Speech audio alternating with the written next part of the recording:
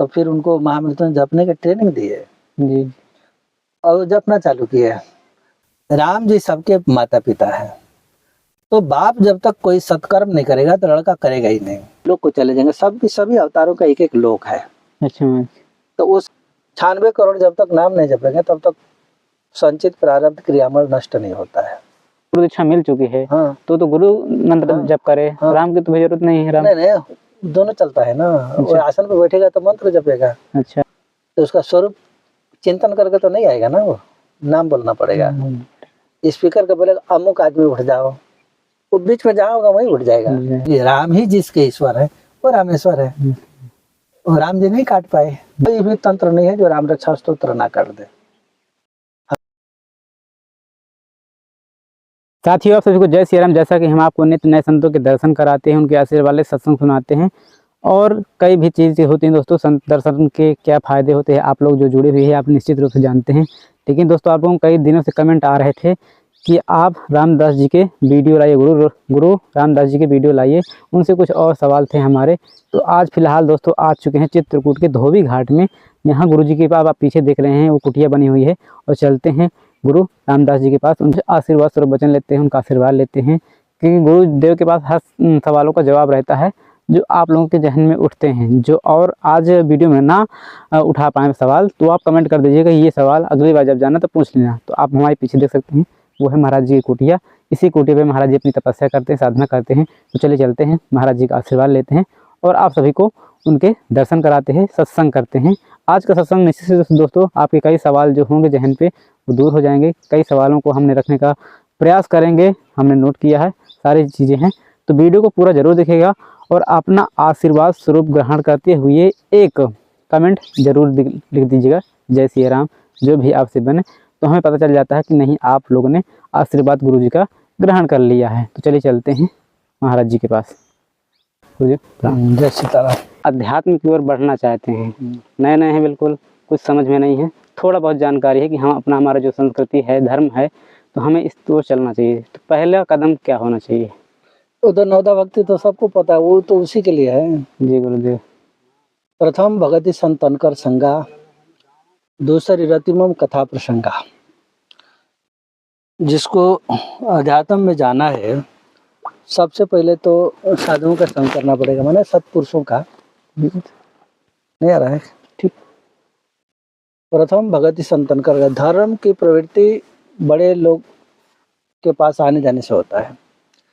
जो करता है उसे थोड़ा भेंट मेल मिलाप करेंगे, कुछ ना कुछ उपदेश देगा। तो धर्म के विषय में जानने के लिए सबसे पहले तो साधु संग चाहिए। और साधु में गृहस्थ भी होते हैं और विरक्त भी होते हैं। गृहस्थ में भी कई लोग साधु होते हैं, उनके पास भी बैठ के सीखा जा सकता है।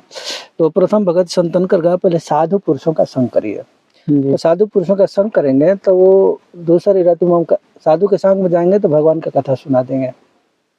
अब जैसे राम जी हैं तो राम जी धर्म के लिए क्या क्या नहीं सहे हो, पिताजी के बात रखने के लिए सारा धर्म का पालन किए ना, वो अडिग नहीं हुए। तो ये धर्म ही तो सिखाता है ना कि राम जी बाप पिता के बात को मानने के लिए राजपाट इतना सब कुछ छोड़ के जंगल में भटके।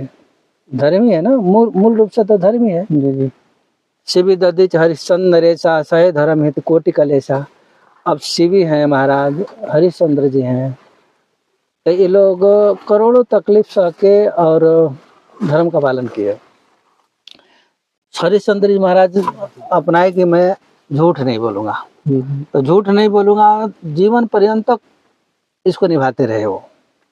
और खाली कोई साधन तो नहीं है, पर झूठ नहीं बोलते थे वो बिल्कुल।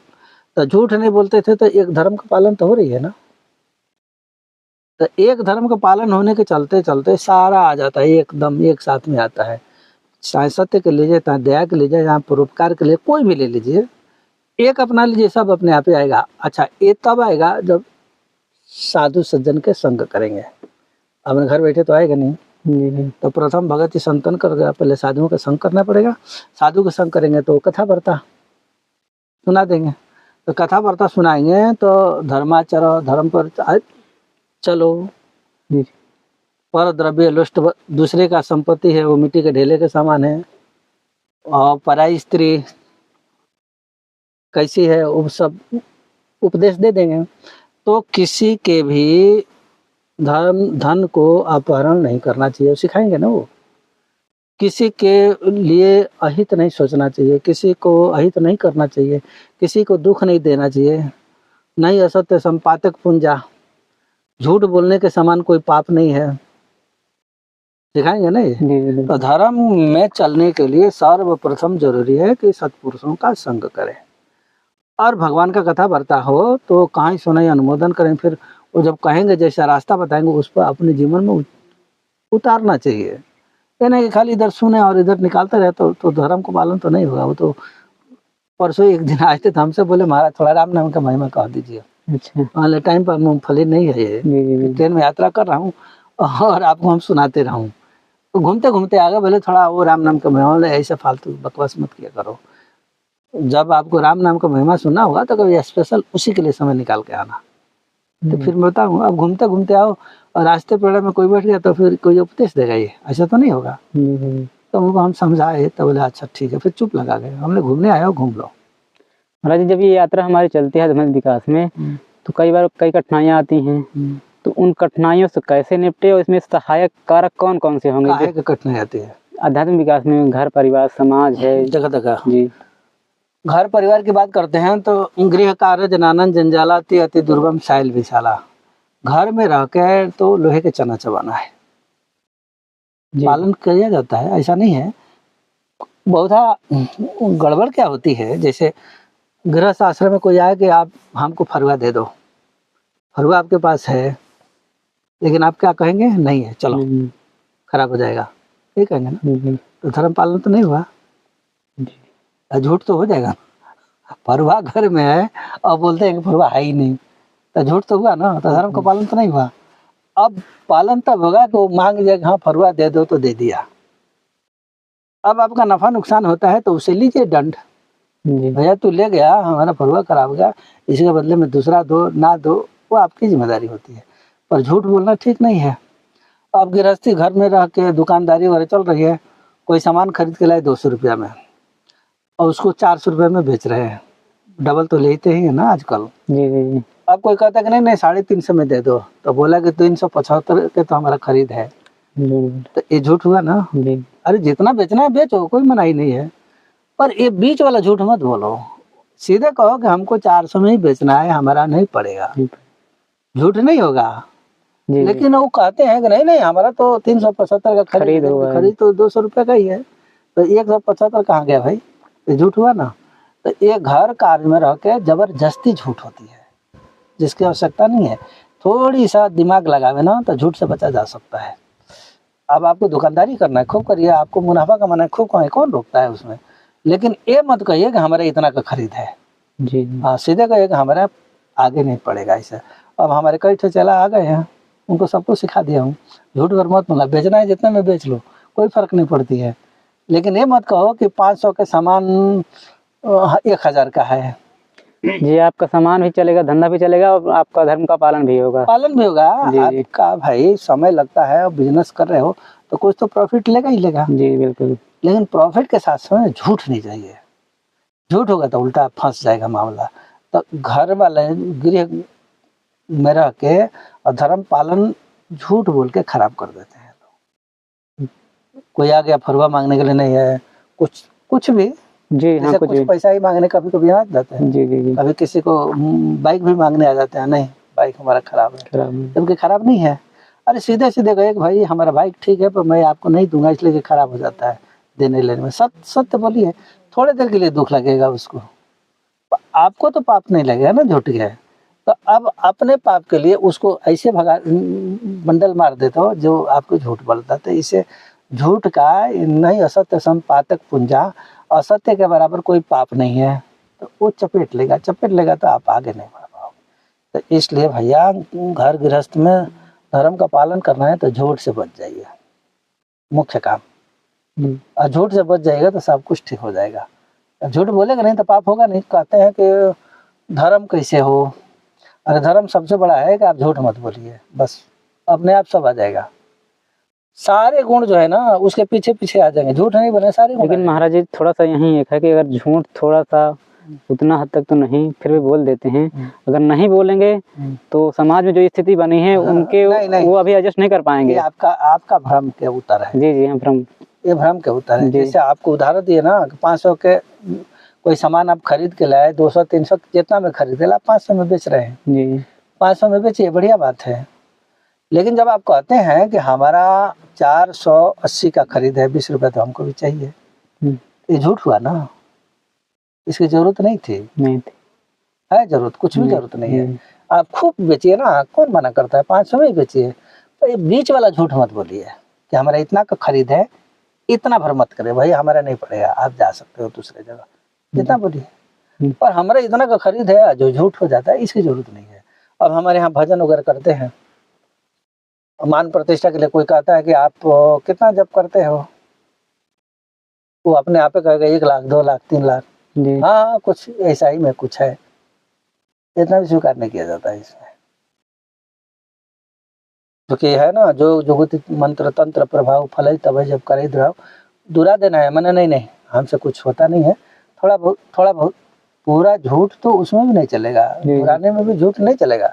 वो कहेगा ठाकुर जी जितना कराते हो उतना कराते हैं, बाकी हम ये सब बताता नहीं, झूठ भी नहीं हुआ सही भी नहीं हुआ, मैंने वास्तविकता तो बताना नहीं है। क्योंकि फल तब जब करे दुरा, वो भजन प्रभाव तब फलित होता है जब दुरा देता है। दुरा का मतलब झूठ नहीं बोल रहा है वो, माने उसको टाल दीजिए। झूठ कहाँ कह रहा है कहने के लिए, शास्त्र झूठ बोलने के लिए नहीं सिखाएगा। फल तब जब करे दुरा, दुरा माने दूर कर दीजिए, प्रश्न से ही दूर कर दीजिए। मैंने भैया ये प्रश्न आपका उत्तर मैं नहीं दे पाऊंगा, मैं नहीं देने वाला हूँ, झूठ तो नहीं हुआ ना, दूरा दिया जाएगा। उसी प्रकार आप दुकानदारी कर रहे हैं, कोई भी बिजनेस में है, उसमें झूठ मत भूलिए। आपको जो करना है करते रहिए, उसमें के बीच वाला जो झूठ है ना उसको हटा दीजिए, धर्म का पालन हो जाएगा, बढ़िया होगा। वो एक रहे वाल्मीकि स्वपक्ष, झूठ नहीं बोलते थे।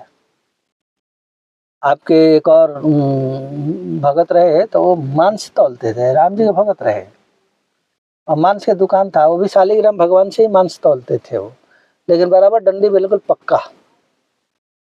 जो माल खरीद के लाते थे मांस वो काटते नहीं थे, हाँ वो कटी कटाई खरीद के ले आते थे। वो बोले कि काटना है तो तुम काटो, कटी कटाई लेके बेच लेते थे, उसमें से अपना प्रॉफिट लगा देते थे। बोले भाई इतना में मैं खरीद के लाया हूँ, इतना में हमारा परिवार चलता है, इतना में मुनाफा ले, वो ओपनली बताते थे, और उतना वो ले लेते थे। पर ये नहीं कहते थे कि हमारा 10 रुपया का माल है और बेच रहे हैं 12 में, तो ये नहीं कहते थे कि 11.5 रुपये का हमारा खरीद है, ऐसा नहीं कहते थे। बिल्कुल प्योर बताते थे कि 10 का माल है, 12 रुपये में खरीद बेचूंगा तब हमारा पड़ेगा, देना है तो दो, नहीं चलना है तो चलो।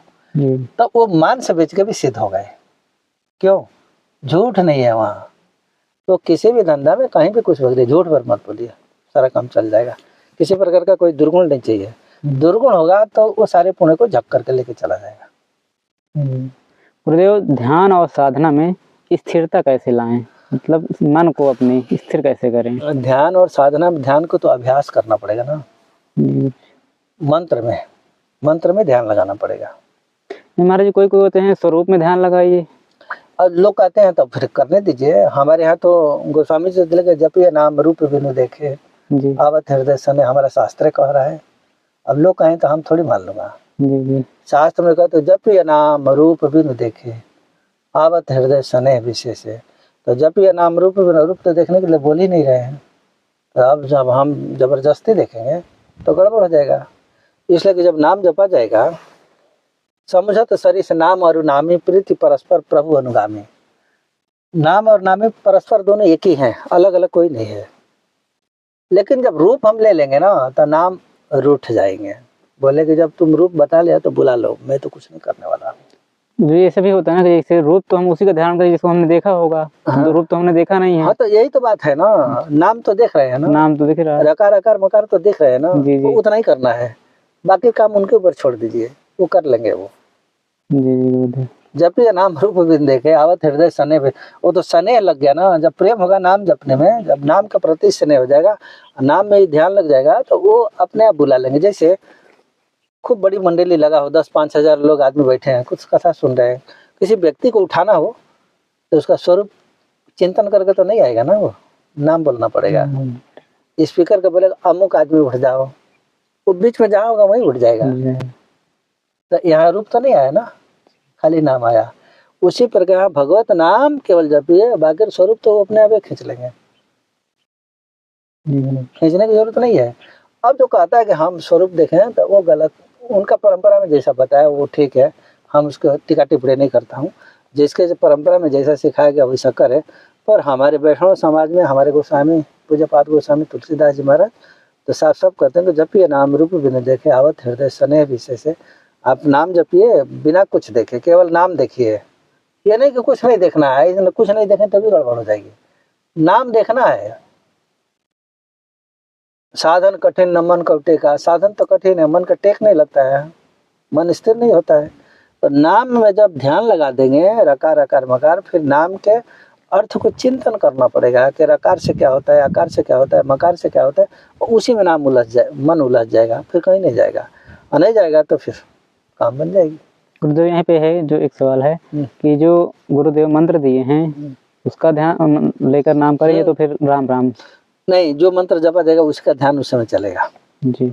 मंत्र जपेगा तो मंत्र का ध्यान चलेगा जी। नाम जपेगा तो नाम का चलेगा, जो जपेगा उसी का चलेगा। तो जिसको गुरु दीक्षा मिल चुकी है हाँ, तो गुरु मंत्र हाँ, जप करे। हाँ, राम की तो जरूरत नहीं है। राम नहीं दोनों चलता है ना। वो आसन पे बैठेगा तो मंत्र जपेगा, अच्छा, बाहर घूमेगा तो नाम जपेगा, नाम जपेगा तो अलग अलग हो जाएगी। जिस समय जो जपेंगे वो उसी का ध्यान करना पड़ेगा।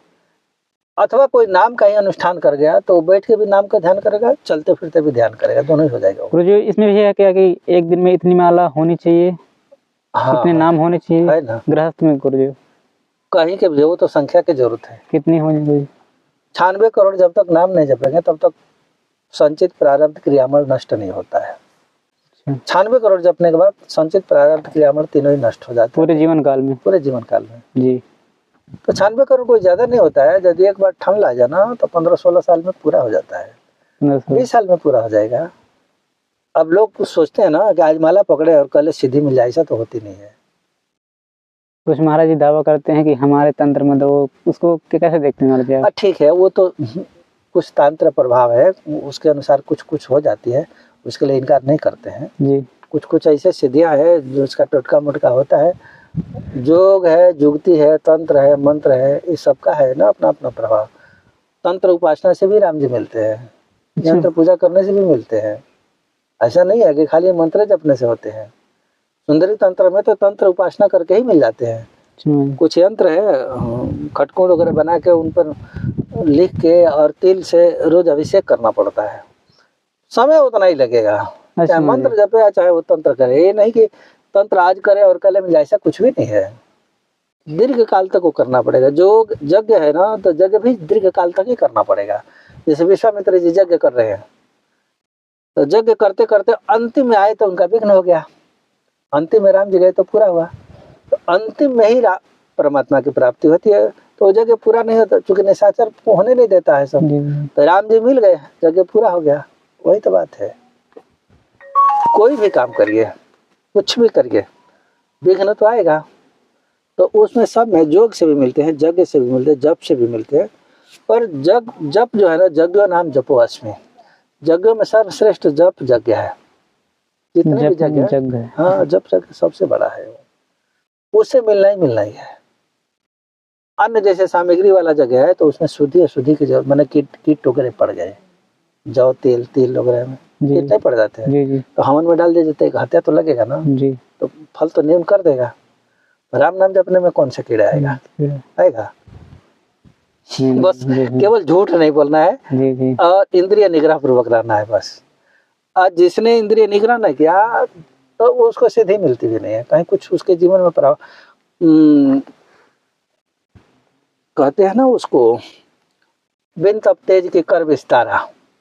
तपस्या का तेज जब शरीर में आएगा तभी उसका विस्तार होगा, इसके पहले होता भी नहीं है। जैसे गोस्वामी तुलसीदास जी महाराज रामचरितमानस, राम जी की कथा वाल्मीकि रामायण में संस्कृत में तो था, लेकिन हिंदी में लिखे गोस्वामी जी, अब बड़ी चर्चित प्रभावशाली हुआ। वृंदावन में एक चौबे जी पूरे भागवत को दोहा चौपाई में लिख दिए, मैं पढ़ा हूँ। वो सोचे कि जैसे गोस्वामी जी के प्रचार हुआ वैसा मेरा भी नाम हो मेरा हो जाएगा, गया। और कहीं कुछ नहीं हुआ। जानता भी नहीं कोई। कोई जानता भी नहीं है। जी जी क्यों नहीं है कि गोस्वामी तुलसीदास जी महाराज चित्रकूट में बैठ के 1 अरब नाम जपे, 1 अरब वो 96 करो, जी अब वो सिद्धि पूरी हुई, तपस्या का तेज तो हो गया। तो गोस्वामी तुलसीदास जी के जीवन में यहाँ वो 3 अरब नाम जपे, बहुत हाई स्पीड में गए वो। और जब इतना बड़ा हो जाएगा तो उनकी कृति तो अपने आप ही फैल जाएगी ना, कोई रोकेगा कोई, ऐसे फैल गई। अच्छा, पिछले जन्म के वो वाल्मीकि हैं भी, पिछले जन्म से भी पुण्य है, जी और इस जन्म में भी यहाँ 1 अरब नाम जप के ही भगवत साक्षात्कार किए। अब वो चौबे जी जो लिखे भागवत, उनके जीवन में ऐसा नहीं था। आज वैसे इधर मिलती है बाजार में, आप लेकर पढ़ सकते हैं, अब बढ़िया लिखे हैं, हम भी पढ़ा हूँ। पर वो जो गोस्वामी तुलसीदास जी का जो पूरे विश्व लेवल पर एक छा गए, वैसा नहीं हुआ। क्यों? बीच में तपस्या नहीं है, बिन तप तेज की कर विस्तार, तपस्या नहीं है इसलिए विस्तार नहीं हुआ। और भगवान शिव शिवत पद प्राप्त करे, राम नाम का बल है। हनुमान जी महाराज राम नाम के ही बल है। राम नाम सुमिर पवन सुत पावन नाम हूँ, अपने बस करी राखे राम। अपने गुण के बल पर तो नहीं बस किए ना, नाम के बल में साफ सुमिर पवन सुत पावन नाम हूँ, नाम की बात है। अपने बस, किस बस में? नाम के बल में आए, बस में आए। हनुमान जी बहुत आज्ञाकारी हैं, ये है, इसके चलते राम जी बस में नहीं हुए।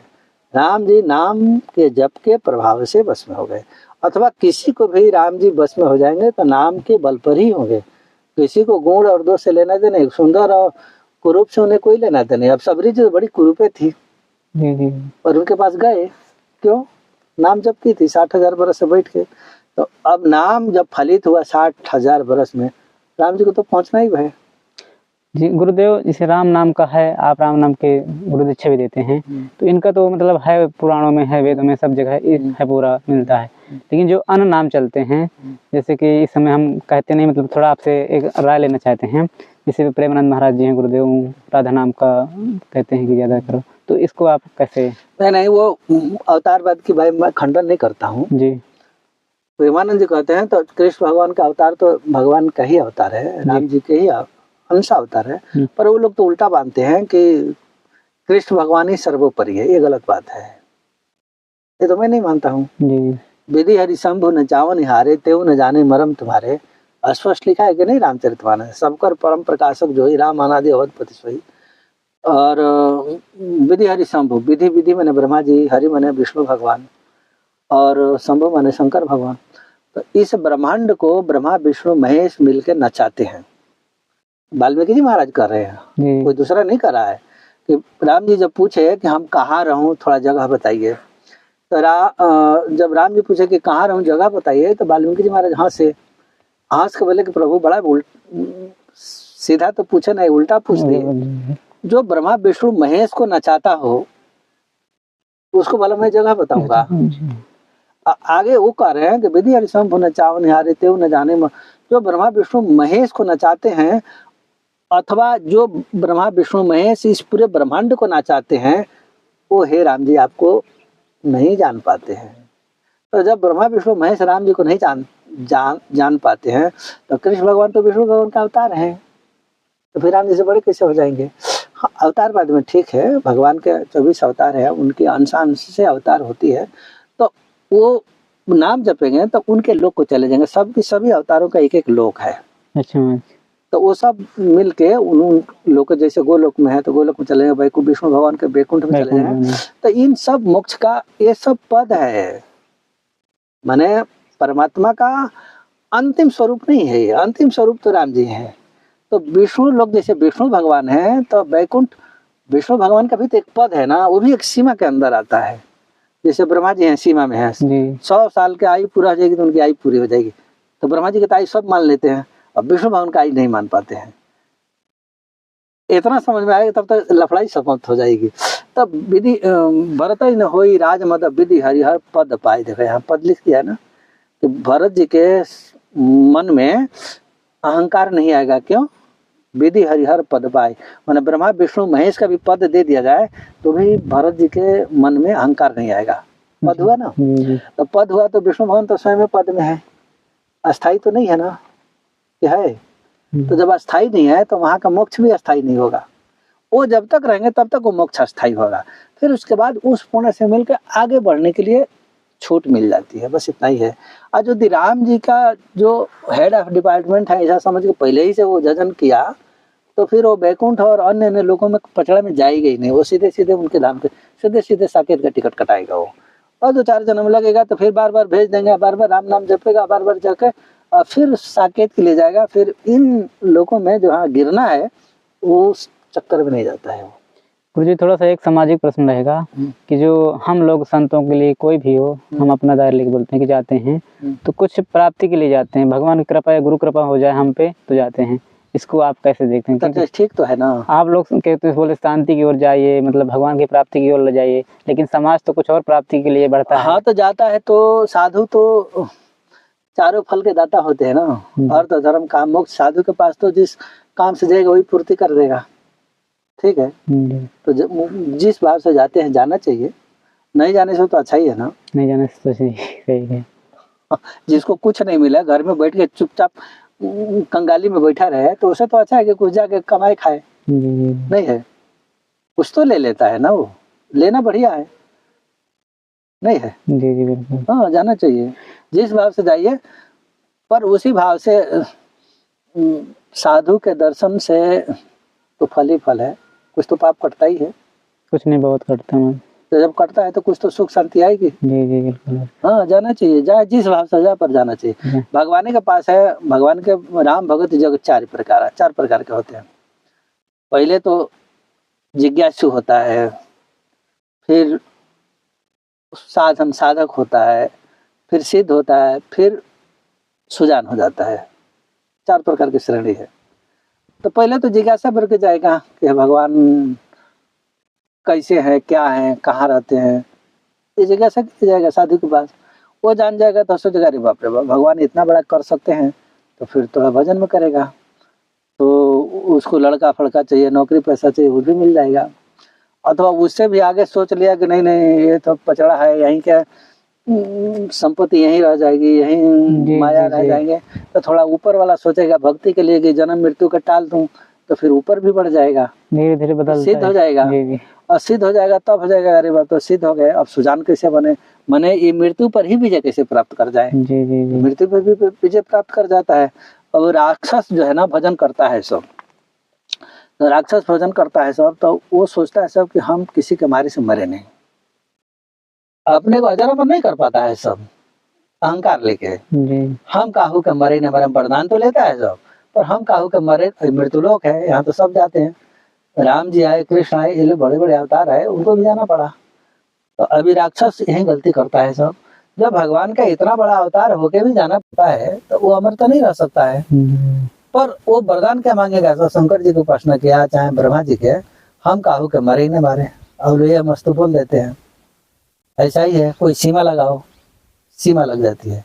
जैसे रावण के पास ब्रह्मा जी गए वरदान देने के लिए, तो ब्रह्मा जी को मालूम था कि यही मांगेगा, हम काहू के मरे न मारे। उनको खूब अच्छा है, खूब अच्छा रहा कि यही मांगेगा, तो वो अपने साथ में शंकर जी को लेके गए। अब एक नई बात आपको मिल रही है, लोग तो कहते हैं कि ब्रह्मा जी जाके वरदान दे दिए, मैं तो कह रहा हूँ कि शंकर जी को लेके गए, अभी उल्टी हो जाएगी, पर शंकर जी को लेके गए हैं वो। रामचरितमानस में लिखा, कहीं दूर से भी नहीं बोल रहा हूँ।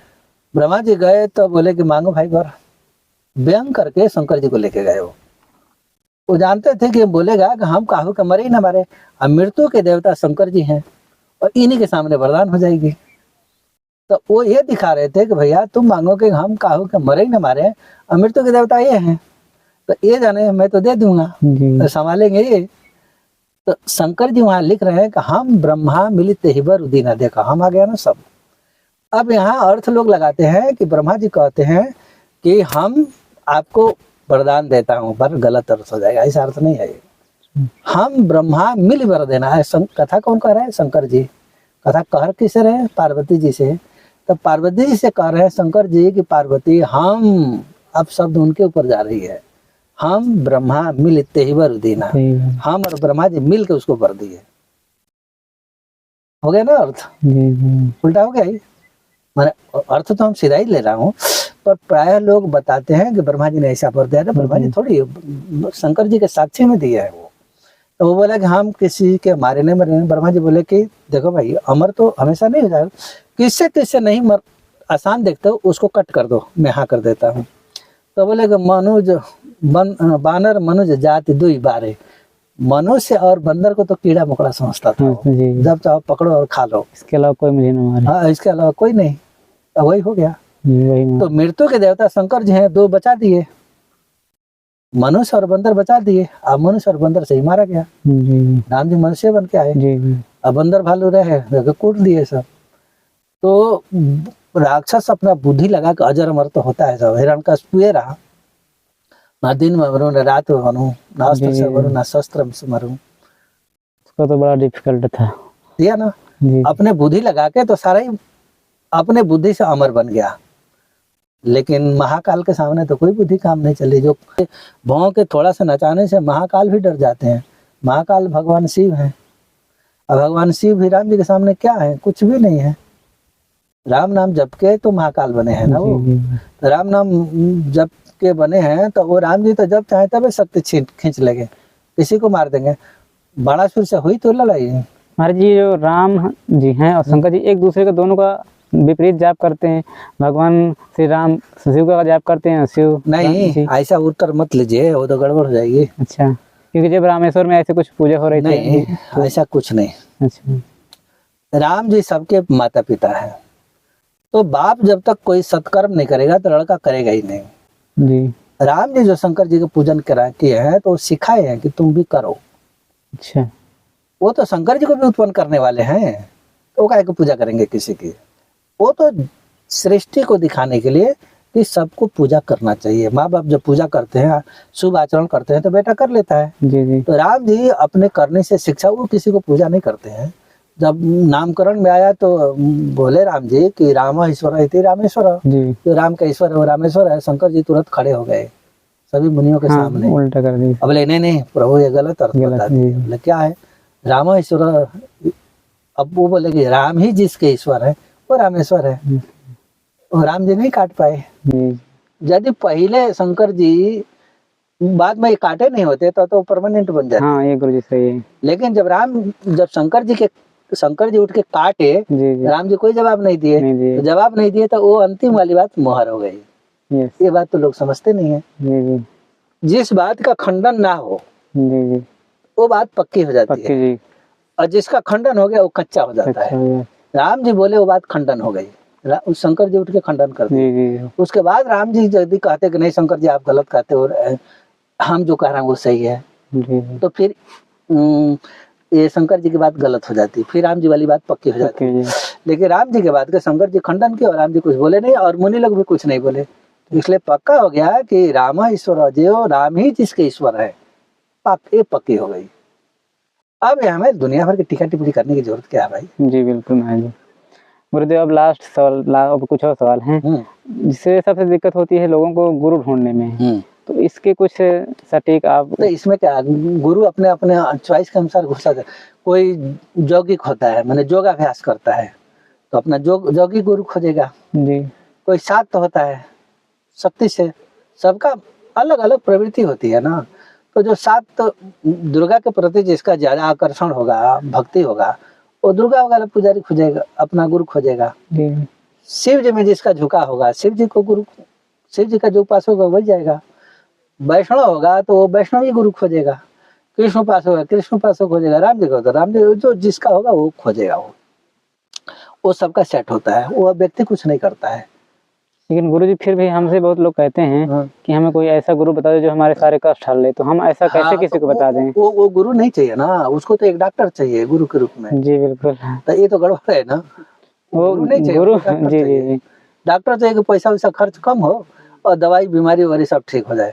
हाँ, तो वो अपना डॉक्टर खोजते रहे। वो कैसे? आध्यात्मिक रूप से पवित्र रूप में यदि कोई गुरु खोजता है, उसके लिए गुरु मिल जाते हैं। और जिसको डॉक्टरी बिजनेस वाला काम करना है, उसको तो जीवन भर नहीं मिलेगा। ये रोग ठीक हो जाए तो वो रोग ठीक हो जाए, तो वो रोग ठीक, 10 रोग ठीक कराने के लिए गुरु खोजेगा क्या? वो गुरु रोग ठीक करने के लिए थोड़ी होता है, वो तो आध्यात्मिक उन्नति करने के लिए होता है, भगवत प्राप्ति के लिए, भक्ति बढ़ाने के लिए होता है। दवाई वैद्य थोड़ी है गुरु। हाँ है, सदगुरु वचन वैद्य विश्वासा, ये भवसागर रूपी रोग को नष्ट करने के लिए गुरु खोजे तो वो डॉक्टर भी है, पर वो भवसागर का रोग ठीक करेगा। ये सांसारिक रोग तो यही, जो पूर्व जन्म में जो पाप किया है उस पाप के चलते ये शरीर मिला है, तो भोगो। लेकिन गुरुजी यहाँ एक कुछ लोग व्याख्या करते हैं कि जी गुरुजी आपको मतलब सिद्ध मिल गए तो आपके जीवन के सारे कष्ट दूर कर देंगे। ये तंत्र में होती है जी। और लोकेशन वाला, जो भगवान राम जी के जो भगत होगा साधु, ऐसा कदापि भूल के भी नहीं करेगा। अच्छा। अंकुश होगा उसके ऊपर। उदाहरण बताता हूँ, तो है, हम जबानी बात नहीं बोलते। जी जी। प्रहलाद जी को भगवान दर्शन दिए नरसिंह रूप में, अब बोले जब मार उड़ दिए हिरण्यकश्यप, बोले वरदान मांगो। तो प्रहलाद जी बोले कि संसार भर के जितना दुख है ना, सब हमको दे दीजिए और सभी लोगों को छोड़ दीजिए, वैकुंठ चले जाए। भगवान माने? नहीं माने। बोले नहीं, दूसरा मांग, ये नहीं देंगे। जो जो पाप किया है उसका उत्तराधिकारी वही है भोगने के लिए, वो तुमको नहीं दे सकता हूँ। पाप करेगा पूरा संसार, भोगने के लिए तुम रहेगा, ये तुम्हारा मांगना सर्वथा अनुचित है, इसलिए नहीं दूंगा। फिर बोलेगा दूसरा मांगो, बोले कि नहीं हमको मांगने की इच्छा ही नहीं हो। बोले ये भी बनावटी बात कर दिया तुम, ये भी नहीं मानूंगा। फिर जबरदस्ती ले जाके हाथ पकड़ के सिंहासन पर बैठा दिए, अब बैठा के फिर राजा बना दिए। तो वो मांग तो लिए कि सबका बीमारी ठीक हो जाए, अरे बीमारी तो मांग लिए ना, सबका पाप मांग रहे हैं और सबको भगवान के धाम चले जाए, मैं अकेले सबका भोगता रहूं। मांगे तो थे, तो दिए राम जी, नहीं देते हैं। ये लोगों का भ्रम है। राम जी से शुद्ध शुद्ध जब प्रेम होगा तो अपना भक्ति ही देंगे। बाकी रे संसार के तो रोग व्याध तो क्षणिक है, थोड़े दिन के जीवन है, तभी तक है ना। मान लो 50 60 70 80 साल जितना जिएगा उतने देर के लिए प्रारब्ध है। और वो जो दे रहे हैं वो तो हमेशा के लिए हो गया ना, वो मोक्ष जो देंगे वो अपने धाम देंगे तो हमेशा के लिए सुख हो जाएगा। तो हमेशा के लिए लोग सुख छोड़ के क्षणिक में जब आ जाएंगे तो घाटा वाली, माने कंकड़ पत्थर बिटोरने वाली काम हो जाएगी। जी। हीरा को छोड़ के, मणि को छोड़ के रास्ते में से कंकड़ पत्थर बिटोरने वाला काम हो जाएगी। गुरु के पास जाओ कहे हमारा ये दर्द है, ये दर्द है, वो दर्द है, ये कंकड़ पत्थर है भैया। लेकिन गुरुजी कुछ होते हैं संयोग ऐसे, तो उसके लिए महामृत्युंजय बना है, खूब जपिए, मंत्र बने हैं, आप जपिए, वो रोग ठीक हो जाएगा, कहने की कोई जरूरत नहीं है। जी। राम नाम ही जपिए, खूब ठीक हो जाएगा। जी। कोई नियम उनके कर जो नहीं, ऐसे ही राम जी के सामने सुने कि हमारा रोग ठीक हो जाए और खूब राम नाम जपते रहिए, ठीक हो जाएगा, इसमें कोई बड़ी बात नहीं है। मुझे एक और सवाल है, कि सवाल नहीं एक राय है थोड़ा सा, कि जो तंत्र लोग करा देते हैं किसी के ऊपर, तो उसको अन्य सात्विक प्रवृत्ति से ठीक किया जा सकता है कि तंत्र को तंत्र ही काटेगा? नहीं, तंत्र से सात्विक से राम रक्षा स्तोत्र भी काट देगा जी। ऐसा कोई भी तंत्र नहीं है जो राम रक्षा स्तोत्र ना काट दे। हनुमान जी चालीसा से ना काट दे, ऐसा कोई नहीं है। खाली तंत्र करता है ऐसा कुछ नहीं। श्रद्धा भाव हो, भगवान के भगत होगा, थोड़ा बड़ा नाम जपता हो तो केवल हाथ जोड़ लेगा तो कट जाएगा वो। प्रयोग की भी बात छोड़ दीजिए। अच्छा। खाली हाथ जोड़ने से हो जाएगा। हमारे पास तो एक आदमी आया था, तंत्र चला हुआ था, हनुमान जी के जाकर दर्शन किया, तंत्र कट गया उसका।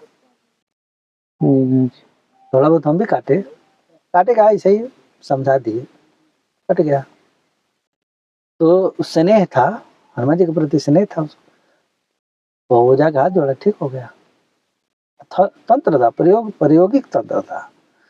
तो कहने का मतलब यह है कि कोई भी तंत्र हो, तंत्र से तो कटता ही है, ऐसा नहीं है।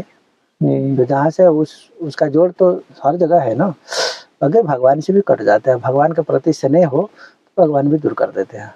और कैसा भी कोई तंत्र है, मारण प्रयोग भी कर दे तो राम रक्षा स्तोत्र वो भी निकल जाएगा, नहीं निकलता ही है। तो इसके लिए तो गुरु जी की जरूरत होगी, गुरु की जरूरत होगी। हाँ, तो कोई राम रक्षा स्तोत्र तो बताने वाला तो चाहिए ना। हम किताब में तो लिखा नहीं है कि कैसे अनुष्ठान करेंगे, कैसे क्या करेंगे। लेकिन तो हर बीत अब ये स्थूल विद्या पढ़ना तो ककारा भी सिखाने वाला कोई मास्टर तो है ना, तो वो तो गुरु हुआ ना, नहीं हुआ। लेकिन गुरुजी इतने भरोसे के साथ, जैसे कोई बोलते हैं ना कि कोई अगर आपके जीवन में कष्ट आ गए हैं तो आप इतना जाप करवा लीजिए, वो तो भी उतने भरोसे के साथ नहीं हो पाता। तो इसका नहीं, वो मैं जो करता है वो गड़बड़ करता है जी। महामृत्युंजय स्वयं करिए, अपना श्रद्धा भक्ति से करेंगे एकदम अच्छा 100% ठीक हो जाएगा। जी। हम एक रामायणी को कराए महामृत्युंजय, बोले कि महाराज हमारा पैर काट दिया जाएगा। उनके पैर में बहुत ज़्यादा दर्द हो गया, बोले आप करो। तो फिर उनको महामृत्युंजय जपने की ट्रेनिंग दी है जी और वो जपना चालू किया। और वो जपे साल भर में, 1.25 लाख लेके साल भर तक जपते गए और 10,000 जप गए, तब तक रोग ठीक हो गया उनका। 1 महीना में 10,000 तक जपे, रोग ठीक हो गया। हमसे बोले कि महाराज जी वो तो रोग तो ठीक हो गया, आप क्या करूँ? हम संकल्प किया हो, फिर उल्टा हो जाएगी, इसलिए वो पूरा ही करो आप।